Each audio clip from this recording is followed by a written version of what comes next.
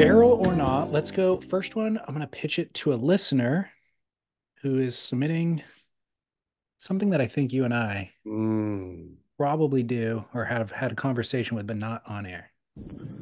Hi, barrel or not are emojis, specifically for men using emojis. You know, women use it, and that's fine. You know, it's nice to get a winky face from, your girlfriend, acquaintance, your wife, your lover, whatever it is. But guys using emojis, I'm just not a big fan of. I've gotten the shaka and the fist bump, and that's okay. That's not terrible. But I don't want to see a guy sending me like a winky face or whatever, something else.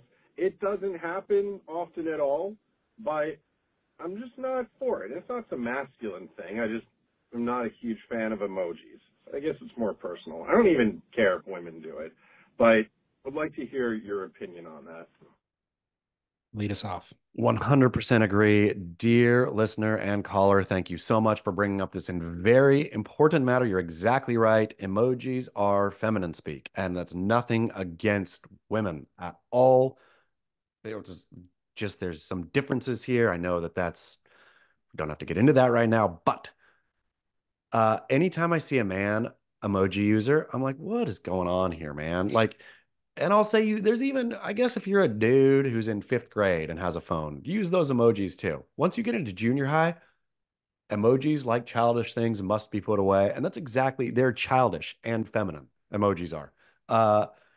Can't even bring myself. I will write emojis out sometimes. I will send people the text that says thumbs up emoji.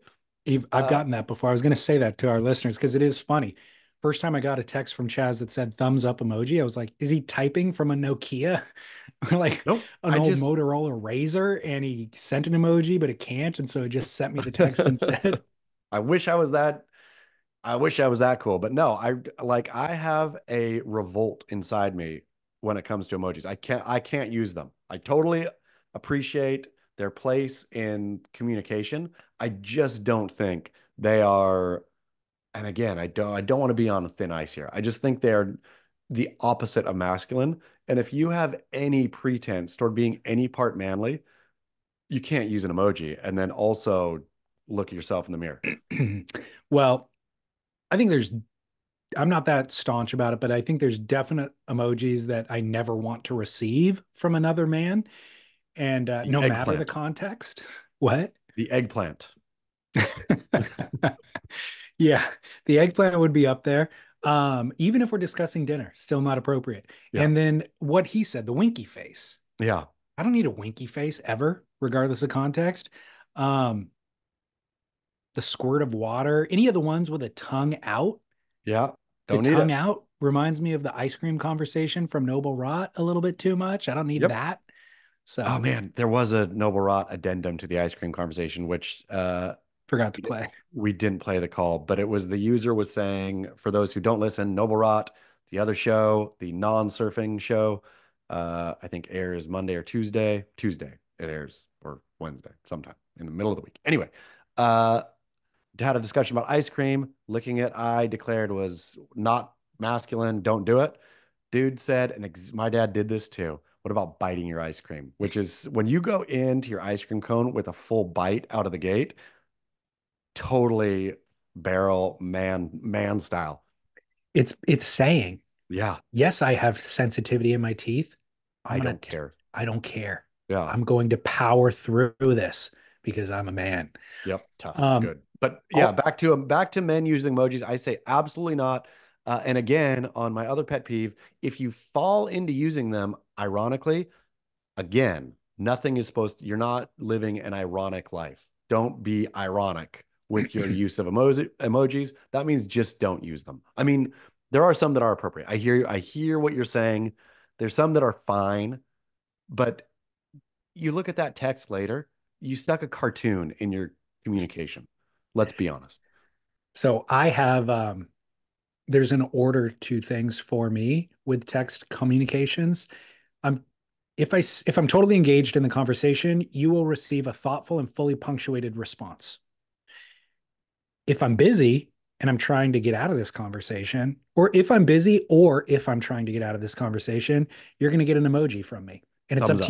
it's up to you to decide whether or not I'm just busy and I'm driving, or I don't want to talk to you anymore. That's on you. And then if I'm totally done, I'll just add the emphasis to the text. And that means end of conversation. We're over. We're over here. Yeah, the Yeah. people who emphasize text or thumbs up text or love text, I used to hate it. Now I understand that there is some, I don't do it, but I understand there is some value to it because that's what they are, is conversation enders.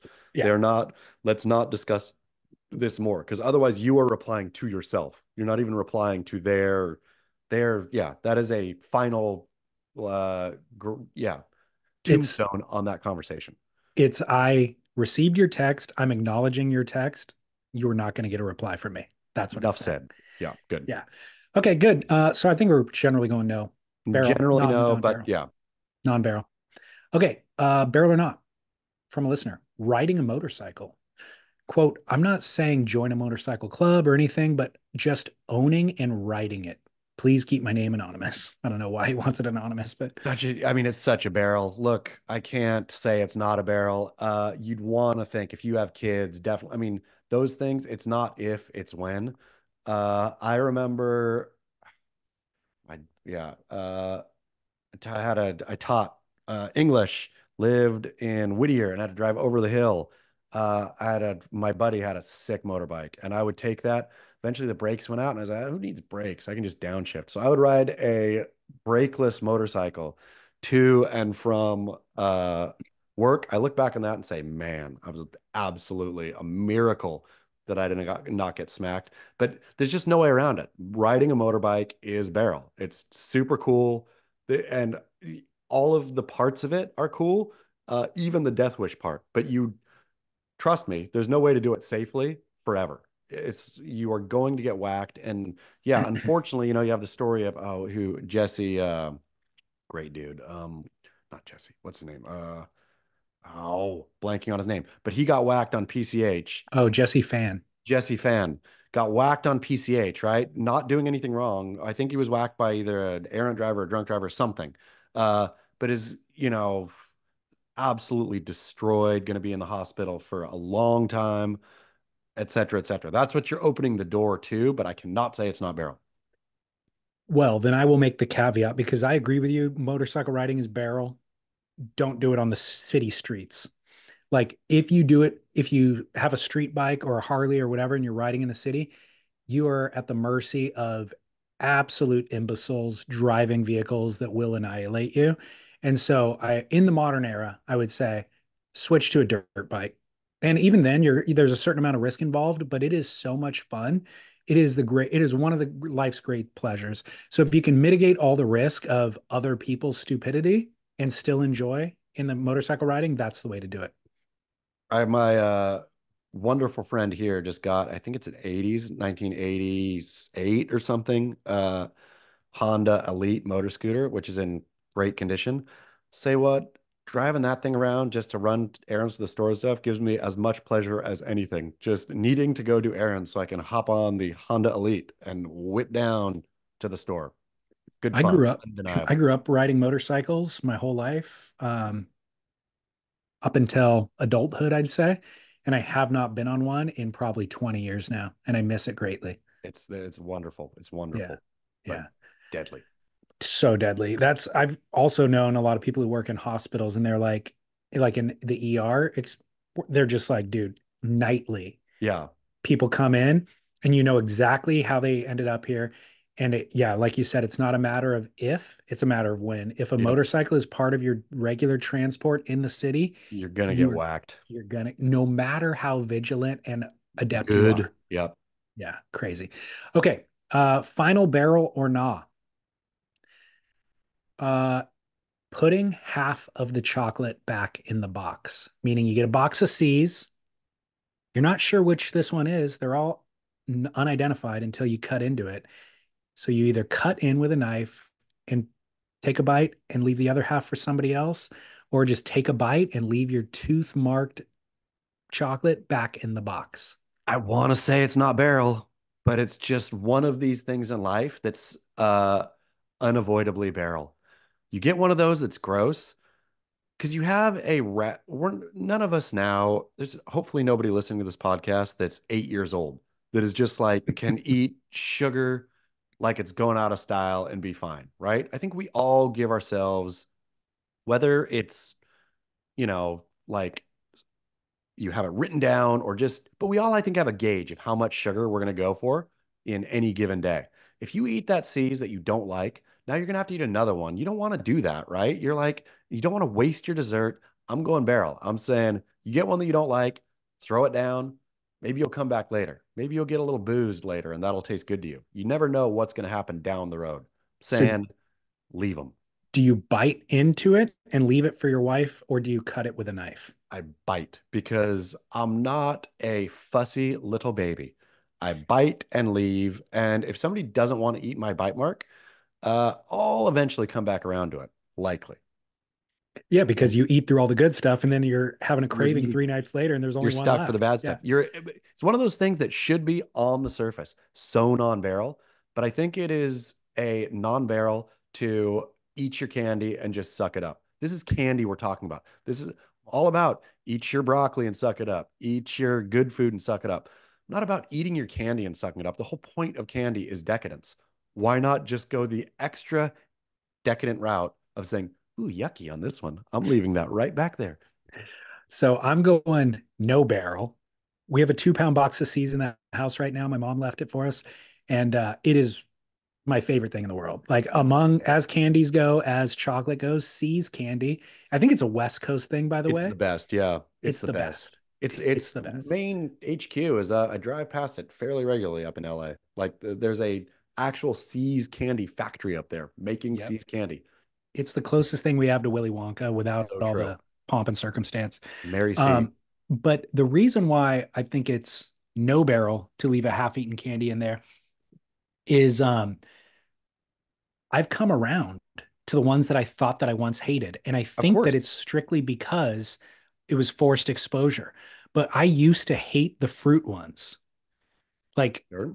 the ones I'm talking about? I totally do. They're kind of, Are you talking about fruit like syrup in there, or are you talking about fruit like jellied fruit? it's like candied, not even candied. It's like I don't even know what you call them. Not the cordials, not the ones with a liquid Yeah. in there, but it's like smashed into nougat or some sort of Oh, chewy got it, got it, got cereal, it. and it's Yes, got like yes, yes, yes. cherry, like maraschino cherry or something in Yes, but there. smashed into something else. Yeah, yeah, yeah. Yeah. But it's distinctly fruity tasting, Yeah. But I used to bite into that, and that was my least favorite. And I was always looking for like Caramel. caramel, yeah, Yeah. caramely type ones, or even like I love the almond. Yeah. Um, what do they call that? Smashed almond Oh, paste, marzipan. yeah, marzipan. Yeah, yeah, yeah, yeah. Yeah, and I'm down with the nuts too. It's okay if there's nuts mixed in with all that stuff. Those are what I was looking for. But what I realized was I'd be forced. Sometimes it was because it was at the end of the box to eat the fruity ones. And over time, my tastes have shifted. And now I have a really diversified palate when it comes to C's. And I like all of them for different reasons. And I'll even plan out my night. I've got basically a 2 candy quota or 2 C's quota. So I'm not going to have three, but I want to start with a fruity one and I want to end with a caramel one, or start with a solid with nuts in it and then end with a certain other one. And I've got a whole strategy to it, and it's a joy. I'm saying don't throw out your C's. I'm saying if you get the bite the one you don't like, you're gonna come back around later. Let's be honest. No C's is left behind. All Never. those C's go down the hatch at some point. So you can train yourself slowly to enjoy. Eventually, you're going to eat what you don't like, and or you're going to eat what your kids or wife doesn't like as well. So just accept that half C's is going to be part of your life. That's what I say. Would you ever implement that strategy at a mixed gathering? No, this is Okay, but I'm not about, I think C's are precious, need to be enjoyed in the sacredness of one's home. agreed. C's is not something you bring to a party and then sample and then talk about or think. No, those C's, each one of those is a little journey you're going on. I've been to Christmas parties though, where that's part of the dessert table. And I Yeah. think it's even like it was brought as a gift to the host, and then maybe somebody opened it up and made it available. But I fully agree with you. That is not the right environment to enjoy your C's. If I was the host who received that box, I would stash it away, hidden from everybody, and eat it after the party. I'll tell you, if you go to a party and the host has received C's that the host then lays out for everyone, that host is a bad person. That host is a bad person inside. That person hates C's candy. And I think if a person hates C's candy, they're bad people. Agreed. Tells you Yeah. everything you need to know. Yep. Now, final question on this. Do you go for the dark or the milk? I will typically, I use, That's a good question. I'll typically go for the milk first. I know that dark chocolate is the fancier thing, et cetera, et cetera. The wife only does dark, so I will pivot milk. And you want to know a dirty secret? You love white. I don't mind white chocolate. Disgusting. I don't Yeah, mind it either. I don't like it. It's not my preferred, but I don't mind it. yeah. So I used to be all dark all the time, and the milk would be the last ones that get eaten. But again, just like this kind of forced exposure thing, I've come to love milk equally. And what I learned is that it's a common misconception what you just said. Dark is thought to be fancier. Once you get beyond that and talk to actual chocolatiers, The the milk. actual chocolatiers are like, no, milk is the superior chocolate by far. I was right. That's why white chocolate is number one. They never said that, but milk chocolate is the superior, most sophisticated of all. Well, good to know. I know, man, we were impassioned about that C's Candy rant. So much. We need C's as a sponsor. I feel bad for anybody outside the reaches of the West Coast who don't have a chance to try it. Would you feel sad when you got the knockoff C's? There's that one brand, what was it called? It had like a crocheted kind of logo or something. It was something that was not C's and it was not clearly not C's. Russell Stouffer Russell Stouffer. Yeah. It was such a bummer. doesn't even come Not even in close. the ballpark. Straight to the garbage, dude. Yep. Russell Stouffer. Embarrassment.